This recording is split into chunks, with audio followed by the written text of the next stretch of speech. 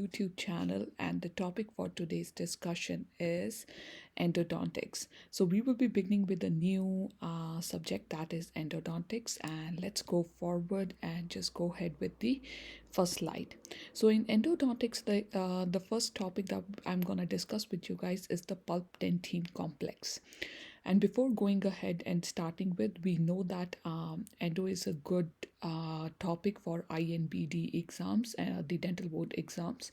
So please pay attention. And if you have any questions or anything that you would like to ask, please do post a question. Thank you. So the first thing is the afferent and the sensory neurons of the pulp. So every time I say afferent, that means that it is the sensory neurons of the pulp. So sensory innervation to the pulp is composed mainly of the two types of the neurons. The one is the alpha or the delta fibers, which are myelinated fibers, and or the C fibers, which are the unmyelinated fibers. So the sensory fibers, they first appear in the pulp during the bell stage. So this is a question like that comes during embryology. So the sensory fibers will first be seen during the bell stage. First the unmyelinated C fiber appear, and then the myelinated ones appear. So this question does come like if like which one comes first, like which one appears first, if it is the C fibers or the A delta fibers. So it is the C fibers. A delta fibers are myelinated and the last structures to appear in the pulp. Moving ahead, A delta fibers are myelinated. They are principally found in the region of the pulp dentine junction, and the pain is really sharp and pricking. Uh, Stimulation threshold is relatively low with A delta fibers, and with C fibers they have no myelination. Probably they are distributed throughout the pulp. The pain is more kind, like the patient will complain of burning, aching, and less bearable than A delta fibers. Stimulation threshold is relatively high. Moving ahead, unmyelinated C fibers make up most of the neurons in the pulp. As I've already mentioned it to you, they are distributed throughout the pulp in the last slide. Compared to the myelinated A delta fiber, any stimulation of the pulp will result in the sensation of the pain, obviously, because the pulp is the main system. Like if anything like the caries or anything which is there will lead to pain. This is because the nerve fibers in the pulp are only nociceptive. So I want you to guys pay attention over here. There is something known as nociceptive and proprioception. So nociceptive is only will give us idea if when the nociceptive fibers are present, they will give us the idea for pain only. And when receptors are present, they will let us know from where that pain is coming from, or whether what kind of pain is it. So pulp has only nociceptive fibers, they do not have any proprioceptors. So the pulp pain is poorly localized because the pulp does not contain proprioceptors. A single neuron may innervate more than one tooth. So a patient might come to you and complain that she is having pain, but they are not able to tell you particularly from where that pain is coming, because they just have nociceptive fibers, they do not have proprioceptors. So let's move ahead and talk a little bit about tertiary dentin. And tertiary dentin is something that is produced in reaction to various stimuli like adhesion, caries, restorative procedures. And it is produced only in areas affected by the stimulus, like underneath a deep restoration. So mainly the reason for tertiary dentin being formed is a trauma. Its function is to protect the pulp from further injury. Now further classified as reactionary and reparative. In a reactionary, the tertiary dentin is deposited by pre-existing odontoblast. In reparative, there will be new odontoblast will be formed. Now moving ahead, this is basically a picture of the tertiary and the sclerotic dentin. Now, there is something known as sclerotic dentin. It is a dentin in which the dentinal tubules become completely occluded. So basically, the dentinal tubule starts closing up. Sclerosis basically increases with age and with no identifiable cause. So it is something physiological. It is happening as we grow in age. It reduces dentin permeability and prolong the pulp vitality. It may be regarded as a physiological process. So basically, as a person like grows in age or ages, the pulp becomes more calcified. Why? Because the sclerotic dentin is being laid down. Now, moving ahead, there are certain changes that will related to the age, and it's an important slide. So, age changes of the pulp dentin complex. So, there is reduction in the size of the pulp chamber as we age and root canals due to secondary dentin formation. There will be decrease in the cellularity of the pulp, decrease in the number of the nerves and blood vessels. These changes will also lead to decreased permeability of dentin and thus decreased sensitivity with increased age. As I've already mentioned it to you guys, the pulp will become more calcified in nature. Now, let's talk a little bit about the diagnostic test that we do in the clinic when a patient comes and she has pain or something like that. So, what kind of test we can do, right? If the pulp is alive or dead and stuff like that. So, there is something known as control teeth. Control teeth. Now, what are the control teeth? They are used in any test. It is important to include control teeth of similar type of the diseased tooth. So if a patient comes to you and she mentions that they have a pain in the last region of the molar area, right?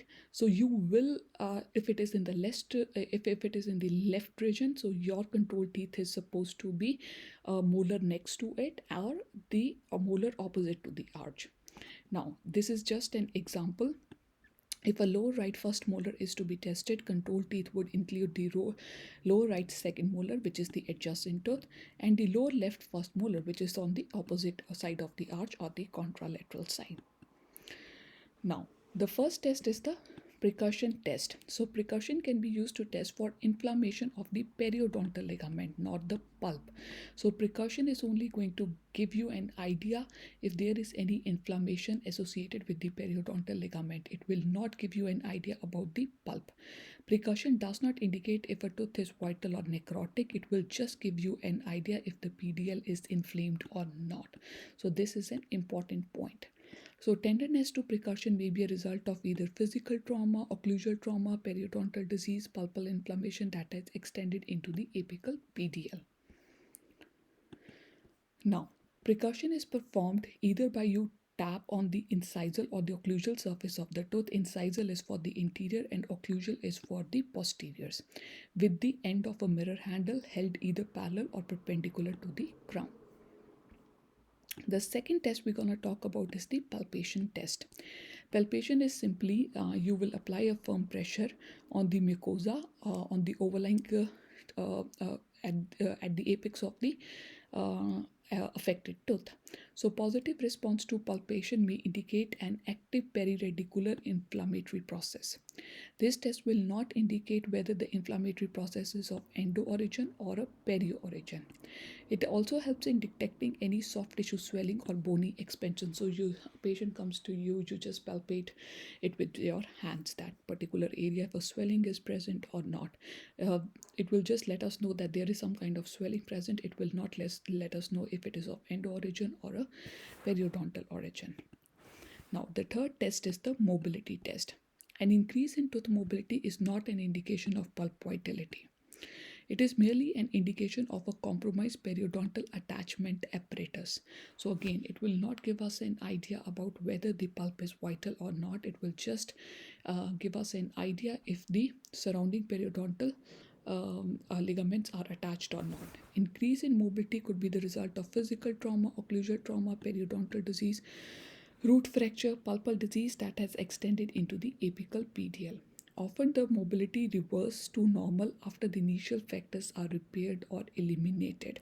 So sometimes if a tooth is mobile and you just treat the perio, if it is of perio origin, you just do the perio examination and you treat the patient, the mobility can be restored. Now moving ahead, the next test is going to be probing. Probing is again done in the clinic and we do it to just check the periodontal pockets. Is an important clinical test that is often overlooked and underused for diagnosis of the periapical lesion. A periodontal probe determines the level of epithelial attachment. So please pay attention. A probe will give you an idea about the level of the epithelial attachment. Also, the probe penetrates into the inflammatory periapical region that extends cervically. Now, pulp vitality test, there are 5 different kinds of the tests that we do in the clinic: cold test, heat test, electrical pulp test, dentin stimulus to the tooth. So we have normally seen in the clinics that lots of you guys must be working as dental assistants or as dental receptionists as well. The cold test is something we normally do in the clinic, and the electrical pulp test. Now, the cold test. So, three methods are generally used for cold testing. Either you use the ice stick, carbon dioxide ice or dry ice, or refrigerant spray. So, whenever you use either one of these, and you apply it to the tooth that cold, if there is a reaction that is intense and prolonged, it usually indicates irreversible pulpitis. In contrast, if the tooth is necrotic and the pulp is not vital at all, the patient there will be no response. So heat test. This method is not routinely used anymore. Heating test is most useful when a patient's chief complaint is intense dental pain on contact with any hot fluid, liquid or food. The best, safest and the easiest technique is basically to rotate a dry rubber puffy cup to create frictional heat, or to apply hot water on the affected area. Next one is electrical pulp testing. This is something we do commonly in the clinics. So we take this electric pulp tester, and there is a current that it delivers which is sufficient to overcome the resistance of enamel and dentine and stimulate the sensory fibers, which will let us know if there is pain, if the if it is just a normal response, like there is pain and the pain subsides in next 2 seconds, means the tooth is normal. If it is an intense and a prolonged pain, means the pulp is irreversible pulpitis, and if there is no response, means the tooth is necrotic. Smaller C fibers of the pulp do not respond to the conventional pulp tester because significantly more current is needed to stimulate them.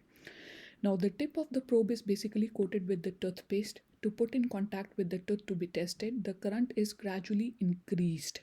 So, you slowly increase that current, right? And the markings. And the patient is asked to indicate when they feel a warm or tingling sensation. At this point, the reading on the test is recorded. The exact number of the reading is of no significance. And what does this line means? That whenever, if you have seen an electrical pulp tester in the clinic, you would see that there are markings from 0 to 80. So we increase slowly we keep on increasing those markings. So my tooth might respond at a reading of 79. If it is responding even if it at 79, means my tooth is vital. So it doesn't matter if it is responding at 79, 80 or even at 10, right? It just means that the tooth is vital. So but the number of the reading is of no significance. The EPT gives the clinician no information on the status of the inflammation in the pulp or the health or disease of the vascular system. It only gives information on whether there are viable nerve fibers in the pulp or not. Now, the summary of the thermal and EPT test. So cold tests are 86% they accurate. EPT, electrical pulp test, are 81, and heat test out of these are the least, which is only 71%. Now, there is something known as blood flow determinant. The blood supply is true determinant of vitality. So to whether to know that the pulp is vital or not, so if a question comes, so it is basically the blood supply that is the true determinant of vitality. So this was all for today, guys. For the endo, I will be coming back again, hopefully tomorrow, with another lecture on endodontics only, and we will be continuing with the endo topic. If you really like my video, please do subscribe my channel, and you can even follow me on Instagram under the same name, INBD Twitter.